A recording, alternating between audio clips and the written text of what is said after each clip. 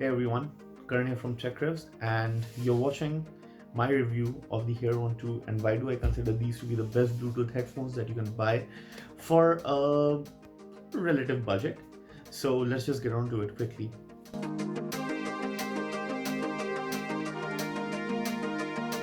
How I'm going to wrap this section up is in two different departments, pros and cons. Pros would be the pros that I feel, and the cons would be the cons that I feel.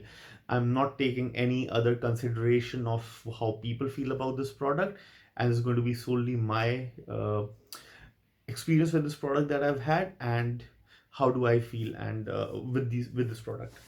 So I'm going to start with the cons because there are quite a few cons actually. Surprisingly, this product has so many cons, and I still love them so much that just surprises me, and I'm willing to forgive all the cons that it has for the pros that it has.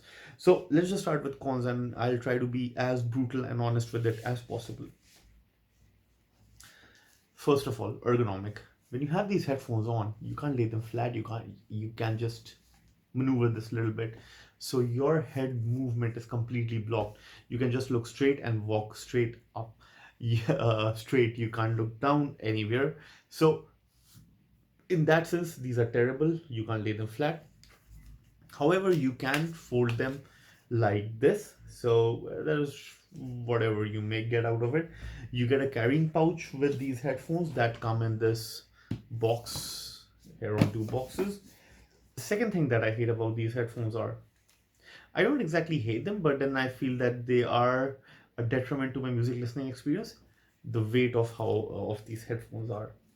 I'm not a fan of the weight of these headphones. They weigh around 290 grams, which I feel is tad on the heavier side, with headphones like these that weigh around 200 grams odd. Hesh 2 and the Marshall Major 2 or Marshall Major 2 headphones. They weigh in around 200 grams, and I'm more used to that sort of a. So if you're coming from 200 plus gram headphones, 290, almost touching 300 grams would really be a lot, and especially when you have it planked over here, and this is where you feel that pressure actually, this area. Uh, so for whatever that is worth, if you're coming from a lightweighted headphones, these would feel heavy when you're walking. These do feel a bit heavy. For sedentary work, we're just sitting and doing work. These are perfectly fine, and you don't really have to adjust them too often. But because of the weight, when you're walking, you might have to adjust these slightly sometimes, which can, again, like I said, be an impact in your music listening experience.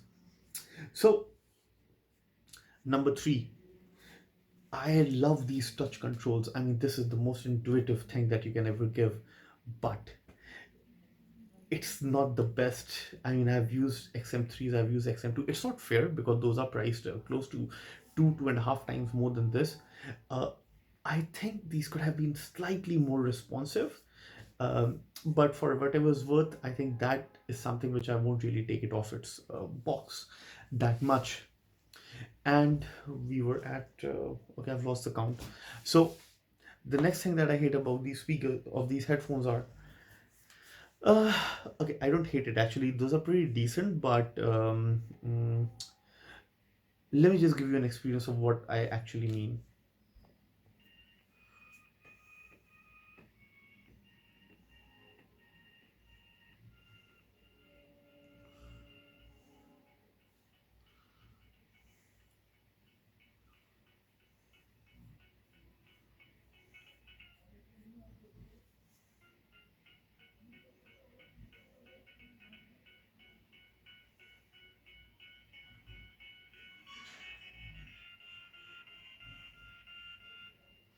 So what that test was basically was of nice isolation at 65%. Initially when I started off, it was 65% sound, and the sound was leaking like goddamn crazy.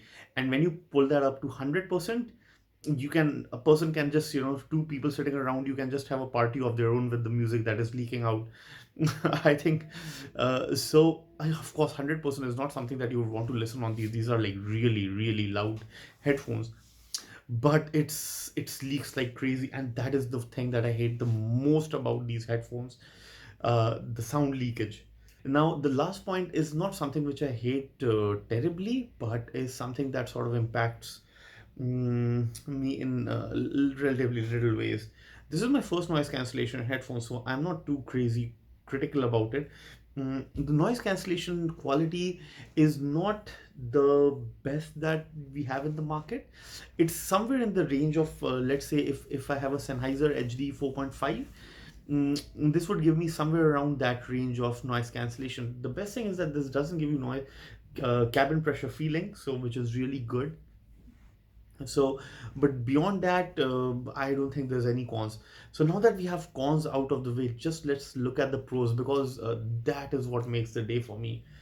Right off the back, the thing that I love the most about these headphones are its pricing.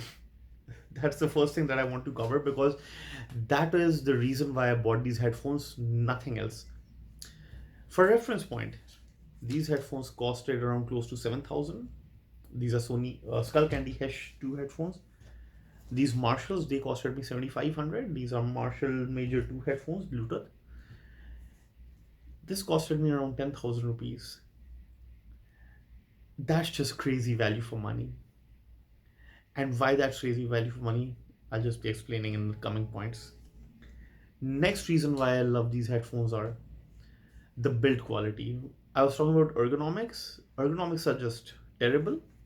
The build quality is really good. The materials used are extremely premium, because these headphones were built to a certain cost. They were launched at a price of $300, so they had to provide great build quality and great material selection. So these are all leatherite material over here. I'm not sure if these are genuine leather, but the quality and the feeling is just superb. The quality, all of this plastic and this metal over here, the metal headband, is just surprisingly, and the click, I mean, just look at this. Yeah, I mean, it just speaks for itself, the metal quality and the build quality. I don't want to do a twist thing that yeah, I don't want to do this. I don't have that big a heart, so as Jim's review room guy has. So yeah, I mean, these headphones are pretty awesome in that way, the build quality. Along with that, what sold me most on these headphones are actually one of its cons, which actually is also a pro, that these actually have noise cancellation in them for the price. In 10,000, in the Black Friday sale, that the price that I got it for, I can't, you can't get noise cancellation at all. I mean, it's just it's not a given actually. So, and these have noise cancellation at all, are amazing. Now, there are some pros to it. The benefit of those noise cancellations are that they don't give you a cabin pressure feeling that Bose gives you very commonly in its headphones. Along with it, gives you decent isolation of sound. I mean, if there's a child crying next to you, God forbid, and you're sitting on an airplane, it won't do much. But what it would do is, because I've been in that situation, a child crying next to me, it makes it bearable. I mean, that's the best way I can describe it. It makes it bearable. And once you play your music at 70% volume, it would drown out the kid's voice absolutely. So that is a good thing. Uh, next. Next is again a con, which I think is also its pro. These touch buttons are extremely intuitive. I mean, they are the best. I've never, in this price range, you are generally left with horrible feeling buttons. Like, for example, in these headphones. Let me just show you what I mean by that. These are Skull Candy Hesh. I mean, this is what you basically get. I mean, this plus and this minus and then this button. These are shitty feeling. They aren't tactile at all, and they're rubberized material, and they feel really terrible.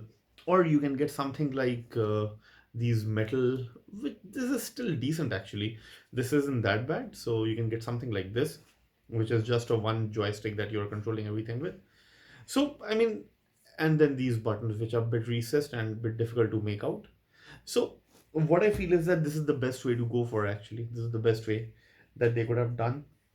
And the best thing is that, along with double tap to pause, swipe up, swipe down, right, left, it also gives you where you just playing this, you tap like this, and you can hear the entire ambient sound. because of the microphones that are used for noise cancellation, then actively become microphones that are picking up sound and feeding to you.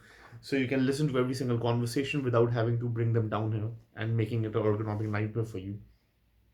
So these are some of the things that I like. Now we're finally to the part that you all might have been waiting for the most, and that is the sound quality of these headphones. Let me see if I'll be able to put it in this video or not.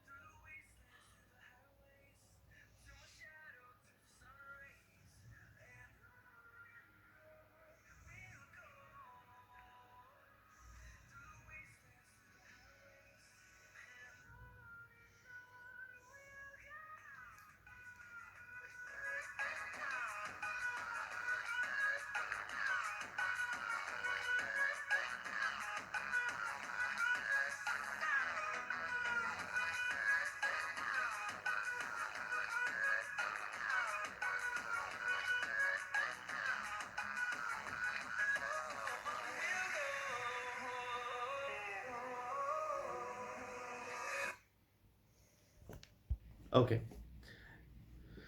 so uh, primarily how I would describe the sound quality of this, it's it has a wide sound stage in comparison to some of the headphones that I own, and compared to XB900N, it's got better sound stage, and it's got a very punchy, deep, resonating bass. Actually, it won't shake your. Actually, sometimes it shakes your eardrum if you're matching your equalizer. Like I have it at an energetic level equalizer, which is a common preset for it. It really shakes actually. Yeah, so you do get some shaking bass. Uh, you get good bass, you get good, really good sound stage, and the highs are really good. It can carry notes very well. Best thing is you have LDAC support, although I have never used it, so I can't really comment on it. Uh, at 100% volume, I would say these become really, really loud. They don't become, but the good thing is they don't distort at all. They sound still very good and present, absolutely. So they still sound really good. If you're doing a normal regular listening, you are good at 40 to 50%, maybe 60%, 65%, 75 starts pushing it really far. So if you're a decent listener, 65 to 70% should be very good for you.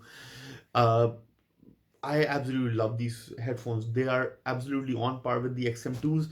They are just slightly behind XM3. I think XM3 have a slightly wider sound stage, and they have a bit more richer and warmer sounding tones. But this can straight away give a head-on comparison even to that. Now, this comes at a price range of 10,000, and that comes at a price range of close to 25,000 after discount and everything. And this is also, of course, after during the discount phase at 10,000. These can go toe to toe, head to head with those headphones. Um, the only reason I feel these headphones get left out are because of one reason is because the only reason these headphones can get left out are because of some of the cons that I have mentioned. One more thing, the battery life. You can get close to 28 hours or 26 hours of battery life at 100% volume. At 100%, I'll say close to 24 hours with NC enabled noise cancelling. You can get 24 hours, which isn't great, but then it's better than many of the competitors of what it's providing. So that is my relatively detailed analysis of what I have as an understanding of these headphones. If you want me to do comparison with this or this, or maybe a standalone sound test or something, whatever comes to your mind, let me know, and I'll hopefully do it soon for you guys. So thank you so much for watching this video, guys. Hit the like button, subscribe to my channel, and watch more videos and content for me. And Current signing off.